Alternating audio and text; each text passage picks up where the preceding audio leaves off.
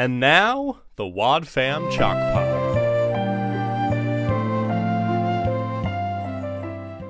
Hello and welcome to the Wad Fam Chalk Pod. I'm Dylan Weaver. And I'm Andrew Sabo. And we are here this week to talk about episode 597, Out of Our Hands.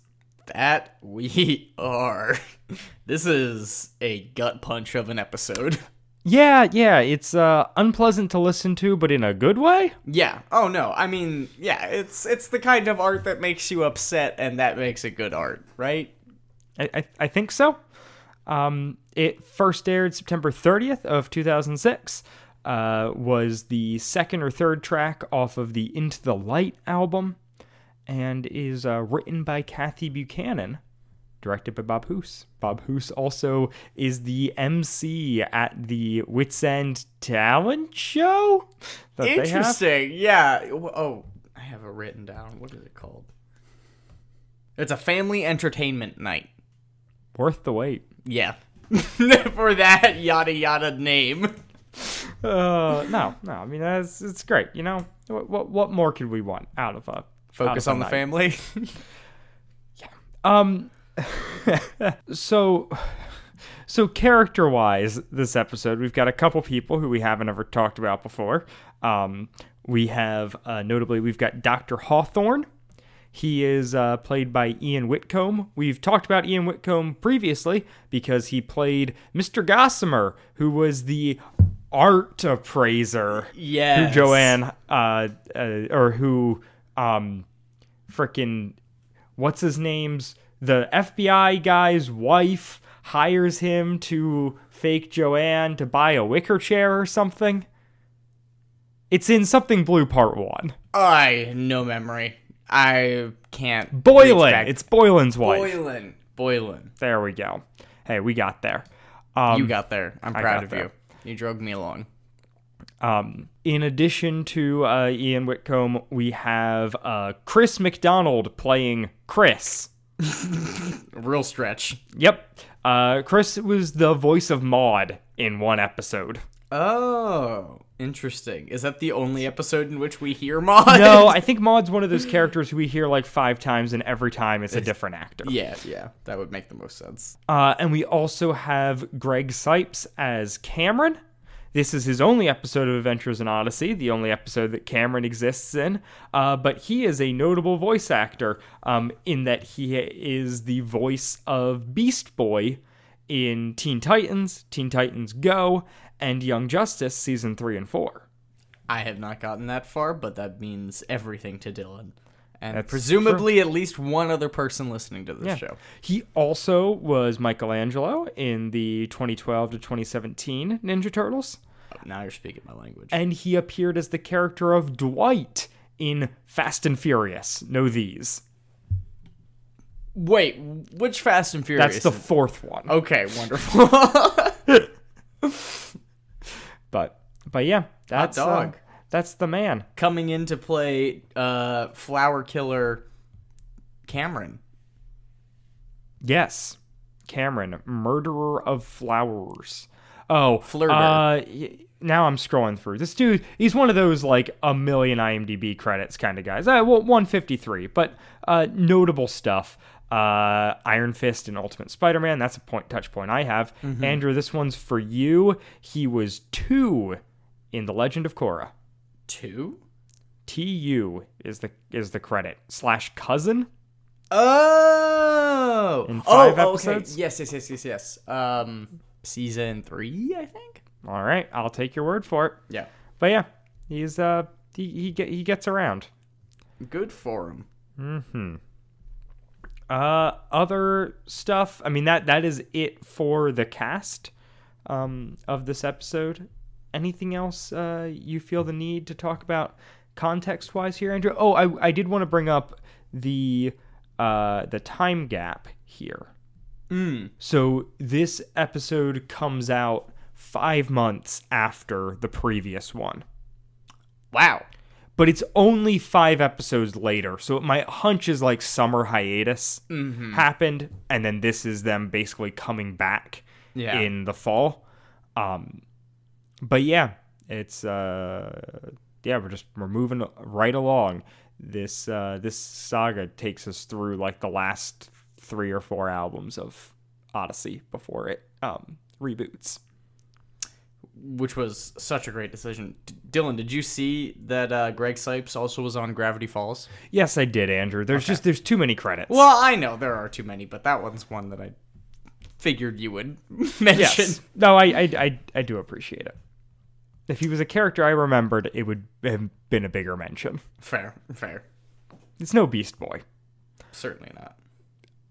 All right. With that out of the way, I think I'm gonna roll the promo. Let's roll it. Holding the family together is not an easy task, especially when the center referee is one of the kids. What went wrong between you and Dad? Mandy is determined, This could be exactly what my family needs. while her brother David is resolved. It's not gonna make any difference. Nothing we do is gonna make any difference. It's about 2 people affecting the lives of 4. Is there hope? On the next Adventures in Odyssey.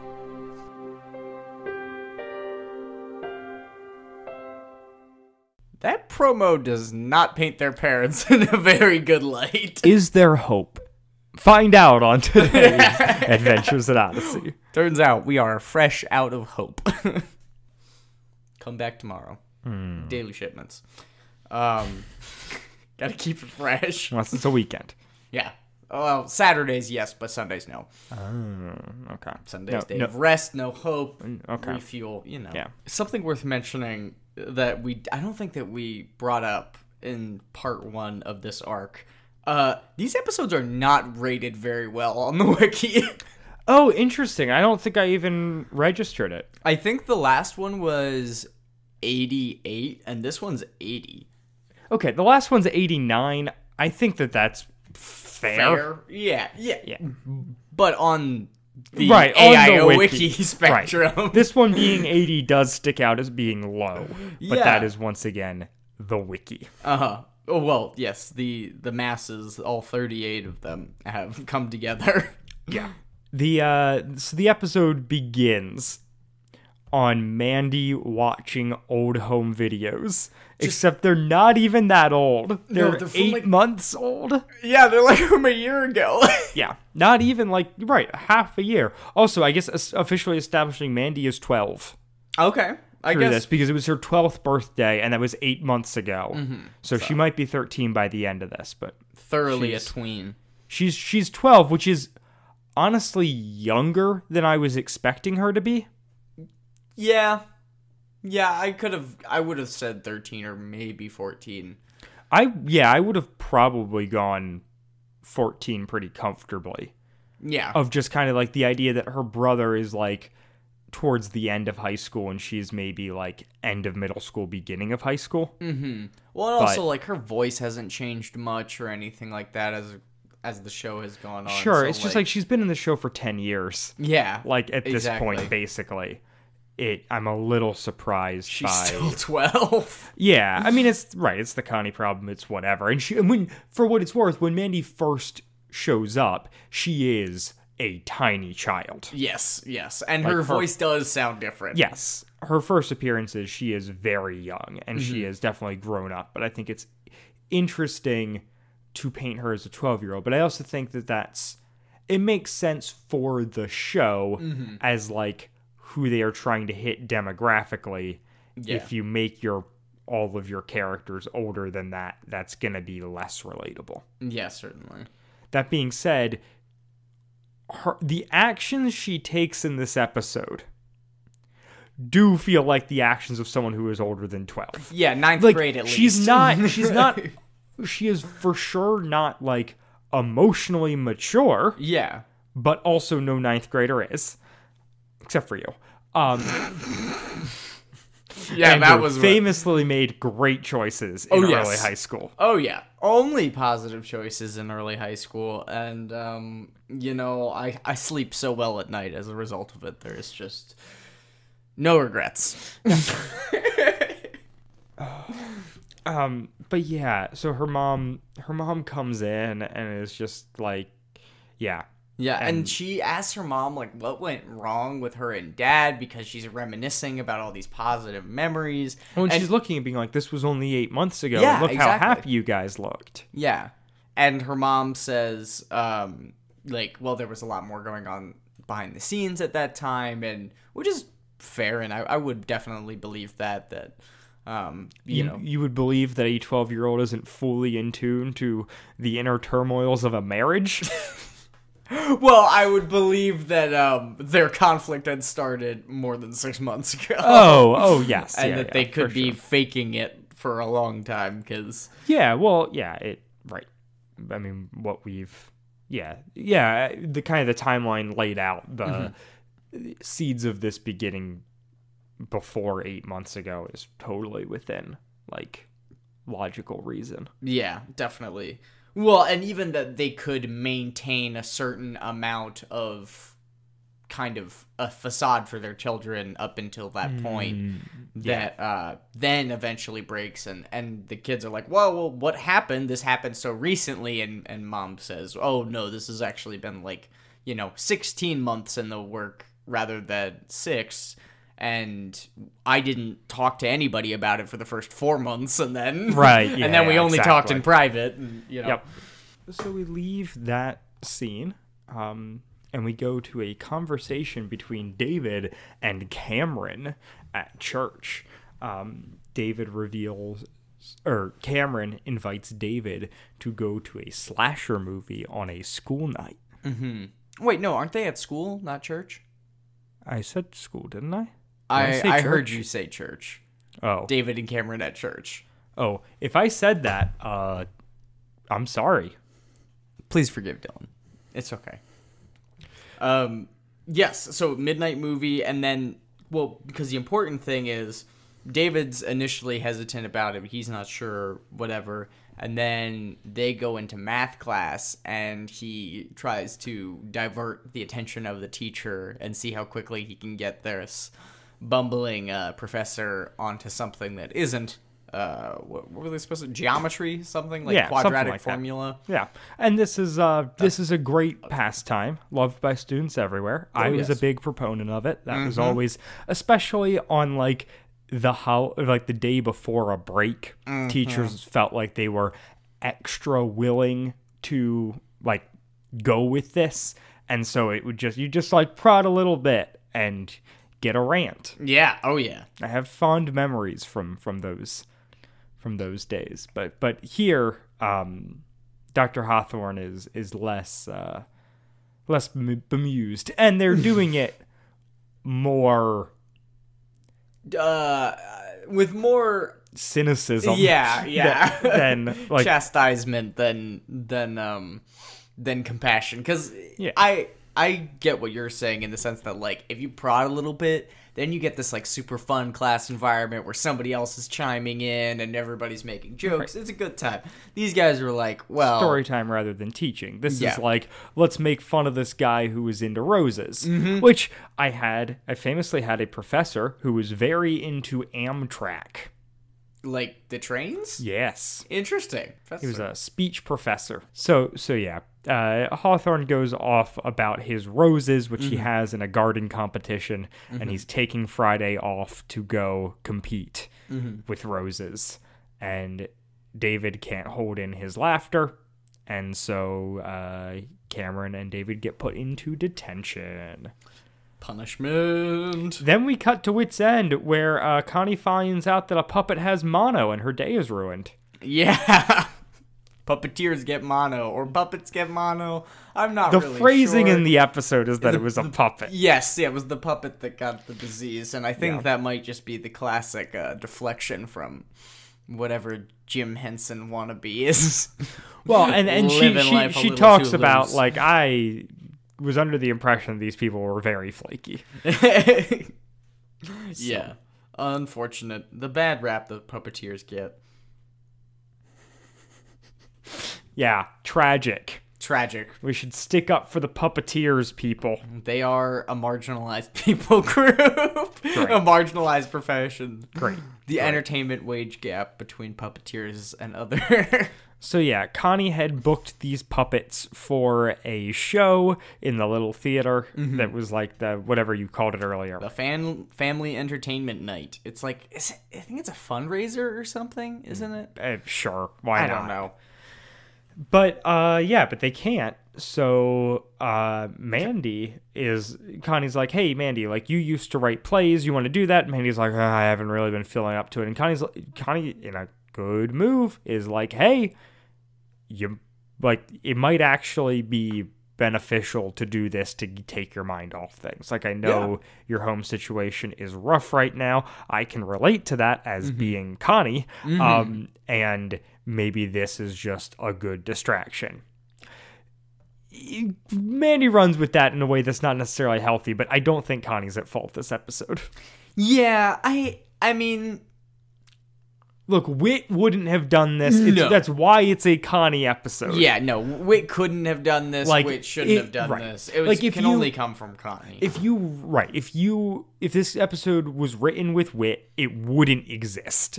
Yeah. So they swap Whit out for Connie, and she gets to be she doesn't do anything terrible. No. She guilt trips Mandy a little bit, but only by just being herself and just being flustered by the general situation that neither of them can really control. Yeah, well, and she does her best throughout this episode.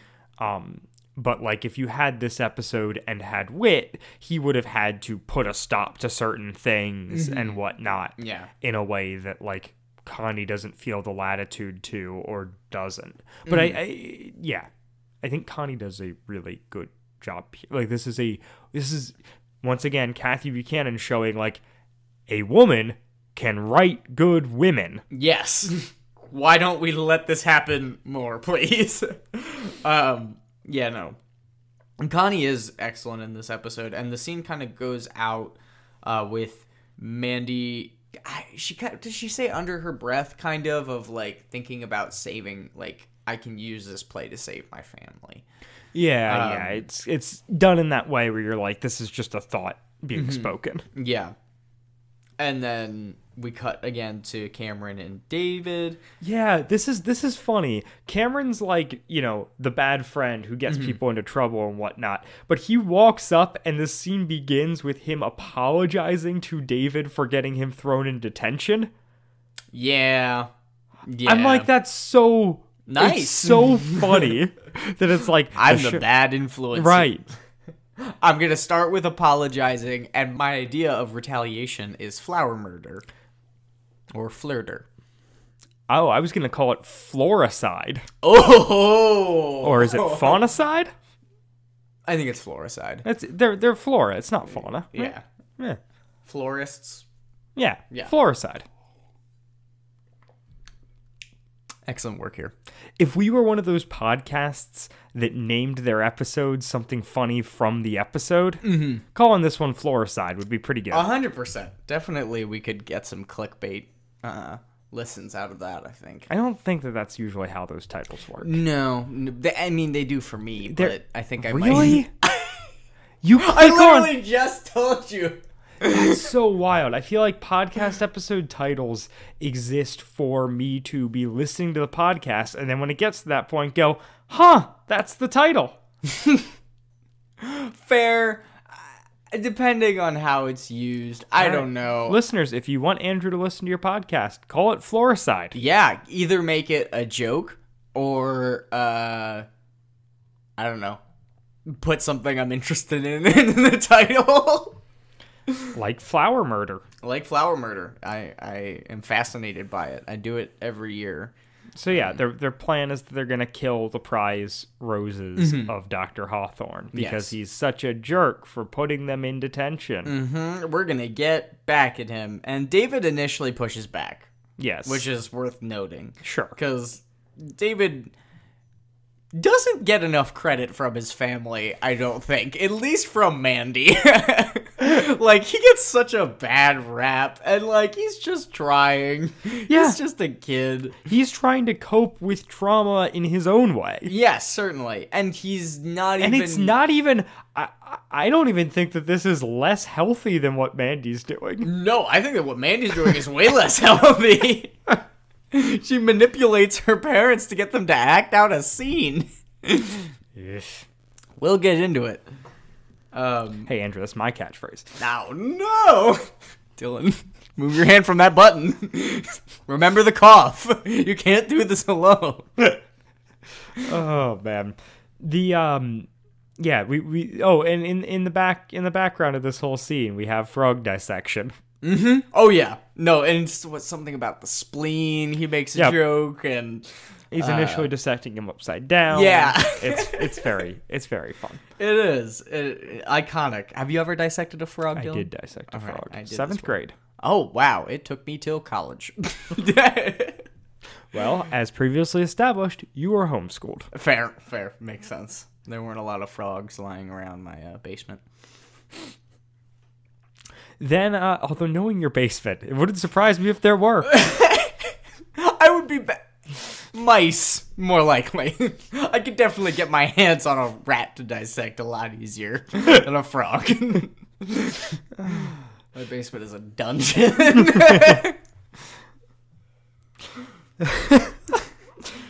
So David gets home, and Rachel grounds him because of the detention. Yes, naturally. And this is when he decides, I will commit. Flirter. Floricide. Flirter is so funny. You're a flirterer.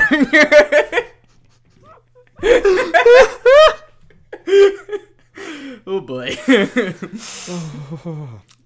Yeah. So mom brings it to his attention that this is not an isolated incident. He's been acting up in other classes. Sure. Which, immediate red flag. Yes, this kid is going through it. I just looked at Andrew's notes, and he does in fact have flirter written there. Many times. Many times. Love it. Oh, there's another one. I've seen 3 so far. We'll have a final tally at the end. Or not. And he gets grounded because he breaks the rules. Because he got detention. Yep. His parents have to ground him. And so this Just justifies his... Yeah. That's not really parenting. No. As dads tend to do. Uh-huh. Well, at least that one. Yeah. I mean, hey, dads only exist to lay down the law and ground people. Exactly. So, this is really his time to shine, is to come in with the belt. And it's be just, like, the scene is just to show how much Rachel really needs Steve. She has to do the dirty work herself. Yes, yeah. I mean, they just complement each other so well, you know? I mean, you wouldn't try to eat soup with a fork, would you? It depends on the soup, I suppose. Yeah, I mean, it's not ideal, but I'd do it in a pinch. Tune in for our paywall content, which is Dylan eating tomato soup with a fork.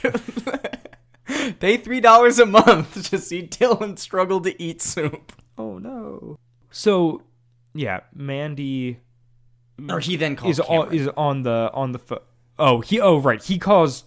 David calls Cameron and decides, like, we are going to do the Rose murder. Mm-hmm. Then Mandy is talking on the phone with Connie. Mm-hmm.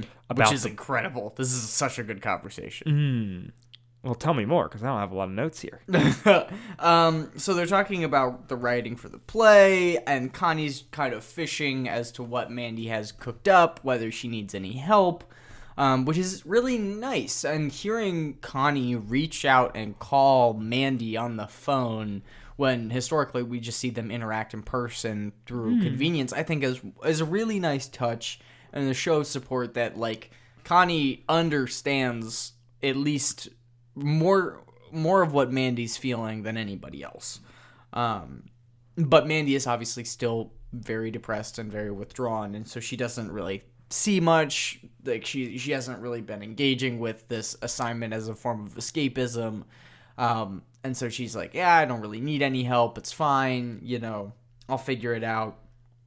And then she sees David and Cameron going through the backyard with something mysterious. There's a handoff of presumably Henny or something of the like, and she gets suspicious, so she goes to find out. And Connie didn't tell her to stop. That's the one thing that Connie didn't be like, hey,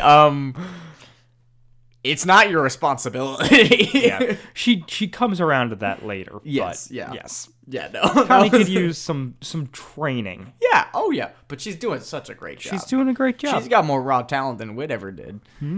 That's shots fired. Yeah, I stand by that. Stoika, come at me. I'll give you a hug. Wit does seem like a very huggable man. Yes. Oh, I mean, new Wit less so than old Wit, but true. old Wit, especially from the TV show Wit, that those are good hugs. You can tell. You can tell he smells good. So, yeah. So the next scene is Mandy confronts David. right.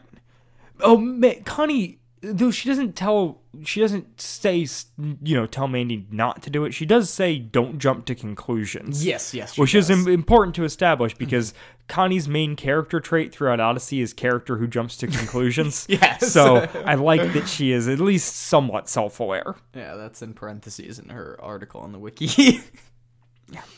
So yeah, Mandy goes into David's room, figures out that he's going to kill Hawthorne's roses because there's a note with Hawthorne's address on it and a bunch of weed killer. Super Naturally. extra weed killer or whatever. The kind that makes a supervillain. The kind make ivy poison. There you go.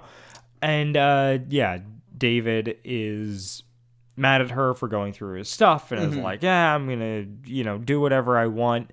And I think this scene establishes something very good, which is like David doesn't, like, given their current circumstance, doesn't think that anything he does is going to make a difference. On the flip side, Mandy thinks that she can save it all herself. Yes, Mandy thinks that everything that she does, that she is responsible for it. And those are the it's a very common thing, especially in parenting dynamics, at least that I've learned about, is it's called triangulation, where two parents are in a conflict and they rope one kid in, and what ends up happening is because that one kid gets extra attention, they are given more perceived pressure to participate, and then all of the other children are kind of seen as other, or at least excluded from that, and so they act out for attention subconsciously. They don't understand it. They haven't been getting the attention from their parents to help process the emotions because their parents are too busy tying in their other children to help them solve the problem. Gotcha. Yeah. Don't triangulate. Do your best to avoid it. Not good. Must avoid triangulation. That's not the only therapy word we've got this episode. Ooh. We need to keep rolling. All right, we'll get into it. So oh man, this next scene. Oh, good line from David once again, just establishing his current status. He's like, Mandy's like, don't you care that like this is going to have a negative impact on mom and dad? And David's just like, right now I don't care about much of anything. Which mood? Been there. Depression. Honestly. Yeah. Textbook depression. Yep. Nothing matters. Yeah. We then cut to the little theater where we're just going to have a nice old jaunt, but no. And Mandy her dad is walking in and she's like guiding him to his chair. She's like, oh, where did your ticket say you're going to seat? And I'm like, what is this world in which the little theater has tickets and needs seats, like assigned seats? I'm presuming, is it a built-in theater? Yeah, it's part of Wits End. Yeah. It's not just like folding chairs on a stage. No. I mean, it's Wits End. I'm sure it's like an actual, small amphitheater. Yeah. Okay. All right.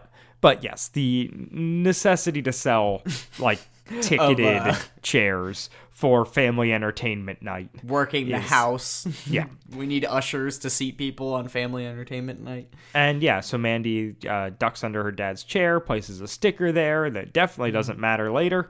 And we're on our merry way. Although while she's kind of taken, her dad over to the seat, he's like talking up her mom to him. She's like, oh yeah, mom's wearing that sweater you got her. She's sitting 2 rows in front of you. Yeah. Isn't that so great?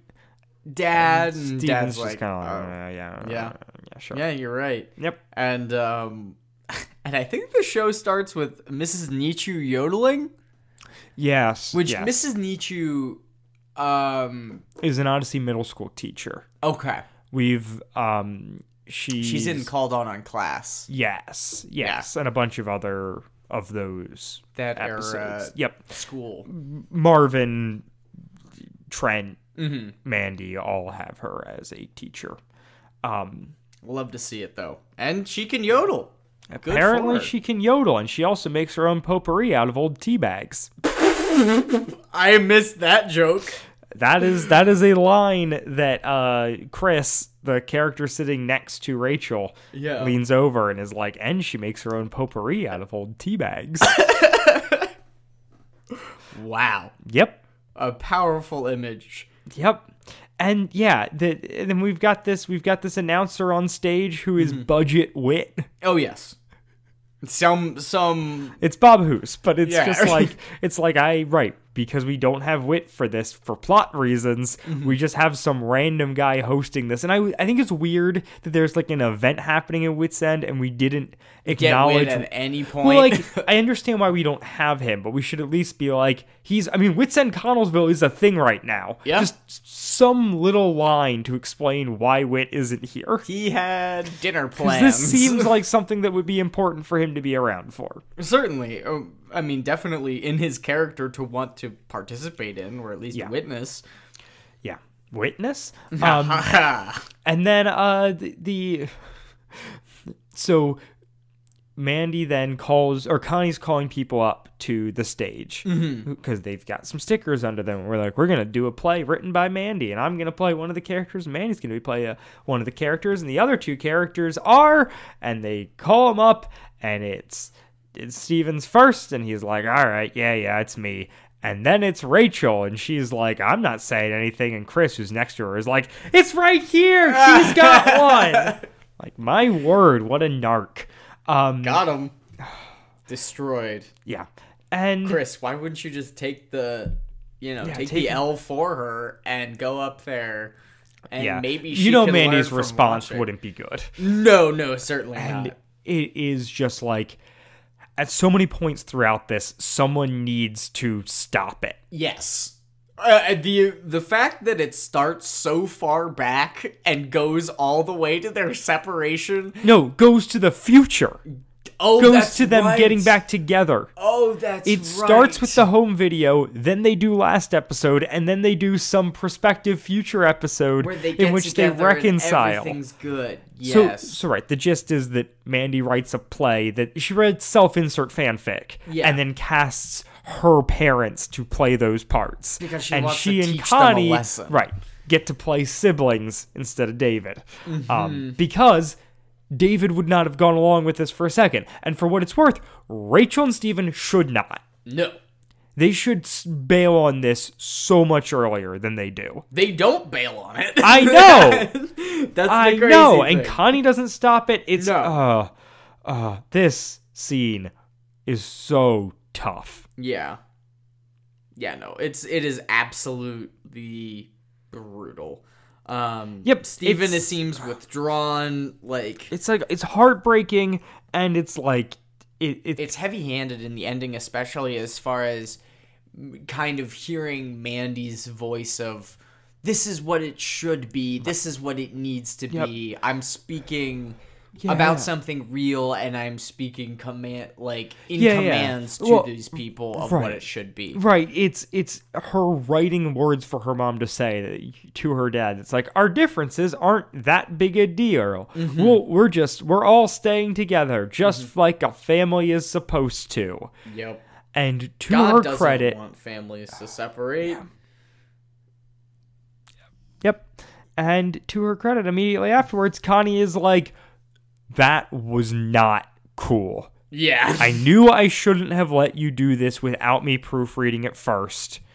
And Mandy's like, what? I just write what I know. That's what I always do. And she's like, you cast your parent. You crossed some lines here, girl. Yeah, you crossed 3 lines. You could have done one of the 3 and I would have been like, okay, that's not great. You did 3 out of the 3. Yeah. And so, Rachel and Steven come up and are like, and are kind of on her about this, and she was like, I was hoping this would just be a way to, see for you guys to see how ridiculous you're being. Yes. And it's just like, oof. Yeah. Well, and then her parents kind of get into a spat in front of her about it and everything. Yeah. Where, they're talking about how they were portrayed. And Steven's like, well, you looked like a saint. I had to complain about soggy casseroles in scene 2. And Rachel's like, well, actually, that part seemed accurate. Yeah, and then they're just like... at each other's throats. At it. And it's tough. And I think that this does a great job at portraying a child, Mandy's perspective on this whole thing. Oh, yes. Of she can only see this from such a low level. In a very literal sense, she is a child looking up at these people. Yeah. Not understanding, where they are at and the things that they're dealing with here. And I would love to dig into more of what their conflict is. But I also think that it's cool to just get it through the kids. Through the eyes of the kids and see this kind of piecemeal thing that they're dealing with and not coping well with. Yeah, no, certainly not in this episode. And I don't have any memory of this arc, so I don't know where it goes from here. But yeah, no, it's very serious, and it's definitely escalated to drastic proportions, because it went from being not something that the kids knew about to something that the kids knew about that was affecting them, and then their peers knew about it, and then their parents put on a play in front of everybody about how bad it is. And obviously not everybody knows the nature of Dude, it's a small town, everybody knows. Exactly. I was having freaking dinner with my parents the other night, and they were like, you remember so-and-so that you went to high school with? And I was like, yeah. And my mom was like, their parents are separated. And I was like, what am I supposed to do with this information? Cool. Thanks for sharing. Oh, right.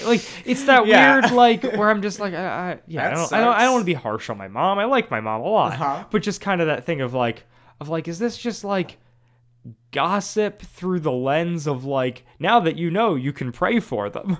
Yeah. Well, exactly. And that's just that's a small town. That's what you're gonna get here. Yeah, it's the perceived interest based on, drama. Yeah, and Mandy runs away crying. Yeah, and Connie goes to talk to her. And this is so good. And it's just Connie just being I've also been through this stuff. It is tough. You need to kind of understand that none of this is your fault, and also you don't have you can't control things here. You're not in a position of power. Yeah. They're gonna do, as hard as it is, they're gonna do what they're gonna do, kind of separate from you. Well, and they have to.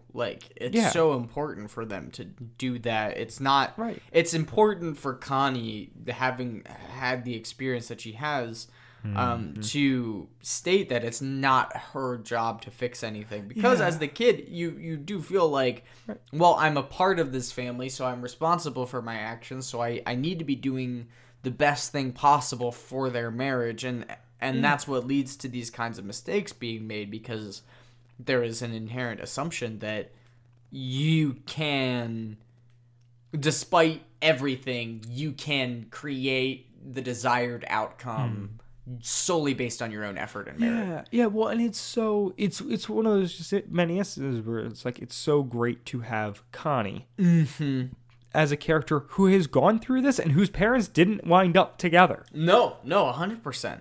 And her advice is very good. Just praying and trusting God's will and His timing and His ways. And she makes a note about loving those who hurt you and forgiving those who wrong you. Yeah, which is so hard. Oh yeah, especially when those people who wrong you are your parents. Yes, exactly. My word, that is not an easy an easy feat. It's like I've heard it described as like in these sorts of suffering instances, it's like you get a bunch of materials and you have to do something with it.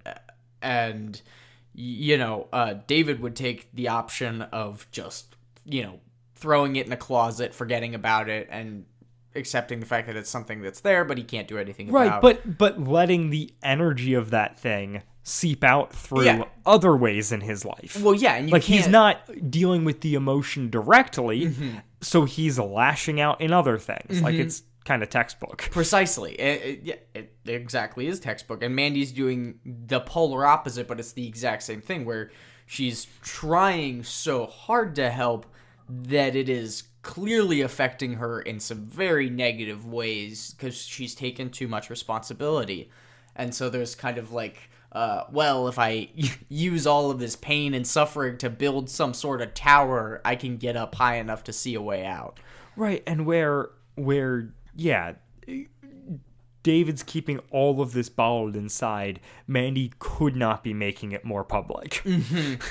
Well, I mean, she really held out for like 3/4 of an episode last week, but yeah, but she didn't even know. But yeah, I like this scene. I like them being the heart to heart here. Connie is so good in this moment. She should be a counselor. Yes, she should.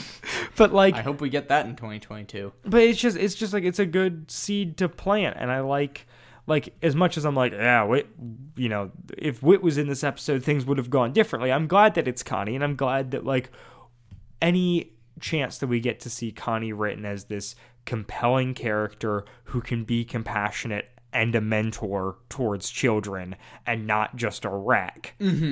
I am so thrilled with. Oh goodness, yeah. And even seeing it in the pre-reboot gives me so much hope, because I figured that they started doing that post-album 50 as just kind of a, Whit's old and he's a very different character, so we need somebody to do the Whit job.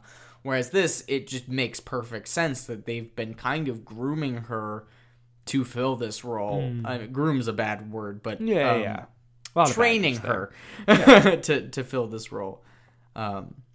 So then we get the next scene, which is with Cameron and David at the Hawthorne's house. Yep. They're going to go spray the thing. David's got cold feet. Yep. And then Mandy rings Hawthorne's doorbell. Yep. He wakes up and is like, I was asleep. And it's she's 9:30. Like, yeah. And she's like, well, good luck tomorrow with your roses. Yeah. And he's like, well, that's a nice sentiment. If it wasn't 9:30, get the heck off my lawn. Yep. She was so mean to Mandy. Like, what? Oh, no, I get it. I mean, yeah, after... Can you imagine a student who you don't have? Fair. Okay, yeah, okay. I get like, it. just okay, a random kid from the neighborhood just rings up. your doorbell at 9:30. Yeah, no. No. I'm awake at 9:30 and I would be mad. I'd be like, what are you doing? What's happening? Especially because I don't have a doorbell. Well, I have one. It just doesn't work. Which is the worst option. Yes, it is. Especially when it gets stuck, and so it's just the zzz sound at the corner of the house. Nice. Oh, yeah. Gotta fix that. But yeah, and... so then, David and Cameron kind of rush over, and Mandy's like, I was trying to stop you, and he's like, what have you done? And Cameron's like, well, we should just go ahead with it anyways. And then David's like, look, if we do that, like, Mandy's gonna get in trouble, and I don't want that. She's my little sister. Yeah. And Cameron's like, well, if you don't want that, then I don't want you as a friend. And yeah. Well, because Mandy says that with everything going on, because Mandy comes to David and is like, I get it, you're not happy that this is, like, there's so much going on here that you are feeling that you don't say, and she's gonna need him to get through this experience together, and that's what, like, pierces his heart, and he's like, oh, actually... what I can do is be there for my sister who is also suffering in this way, and that's Good when observation, man. Yeah, and that's when he chooses his sister over Cameron, and Cameron is a jerk about it, and he responds great. Like, I'm like, okay, awesome, David. Yeah. Way to just kick your, troublemaker friend to the curb when he pressed your sister. Yep. Yeah, and so they're just gonna go home together. Mm-hmm. And Mandy then talks to her mom and apologizes, and they have a really good, honest talk about feelings and where they are and what's going on. This was a scene we needed. Yes, very important to close out the episode.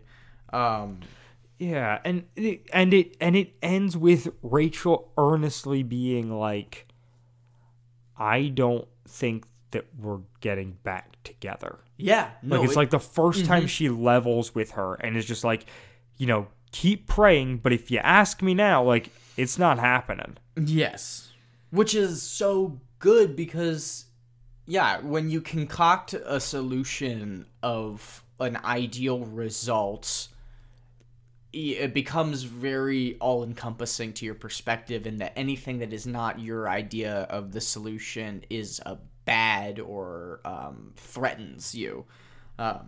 It's great. Awesome conversation. I love it when parents talk to their kids on media honestly about their feelings. It makes me feel so good. We talk about it time and time again. Yeah. One of the big themes of the Wad Fam Chalk Pod is loving these scenes and how they're written. And that's where the episode ends. Yes, it is. Dylan, I have a little bit of research because, as you can tell, I find psychology and relationships very interesting. Future child psychologist Andrew. Well, I wouldn't go that far. He's a Dr. Blackard in training. Yes, I am. That's the goal. I'm going back for those kids' brains. But jeez. Phil Lawler, come on the show. We love you. Me especially. So scripts are a thing in therapy. Therapists just like a script, like what you like in a play, like a script. Yes. I just want to make sure I understand the word you're saying. I have a definition for it. So a cognitive schematic structure, a mental roadmap containing basic actions and their temporal and causal relations that comprise a complex action, also called a script schema.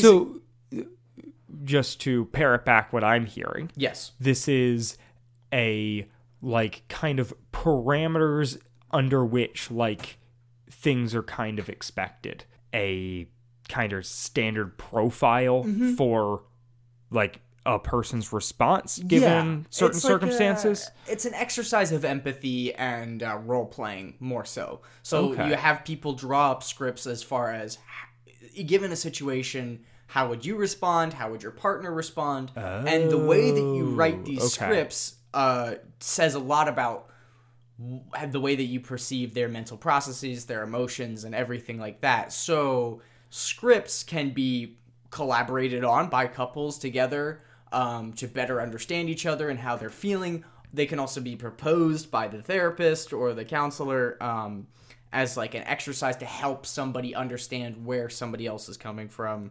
Gotcha. Another one I'm I tracking with found. you now. Yeah, this is a better explanation. Scripts are implicit expectations that individuals develop to understand and deal with emotionally significant life experiences.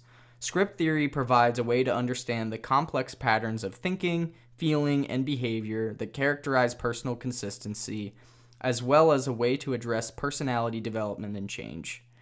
As such, it is a vital model for understanding both personality and clinical phenomena. Okay. I mean, I kind of get it through that, but I feel like... It's a big word. What is...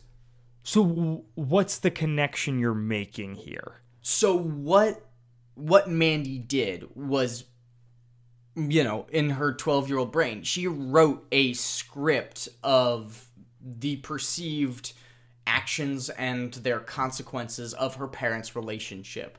And as a result of involving them in it, and they all look at it together, they are all able to have more perspective on the situation and the ways that they are relating to each other. Okay. I'm tracking with that. But isn't, does that take into account the fact that she's wish casting? Like, Oh she's, yes, 100%. It's not a healthy. Like, this is not a clinical. No. I'm just saying, like, she's not. Her projection is not how she thinks they would react.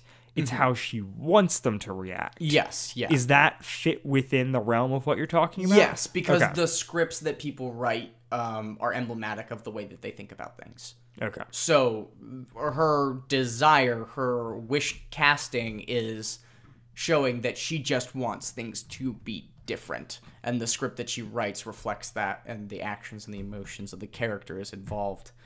It's interesting. So scripts are used as a result of behavioralism, which is like a subset of psychology that focuses strictly on behaviors and the components and factors that influence behaviors, especially in couples or in relationships.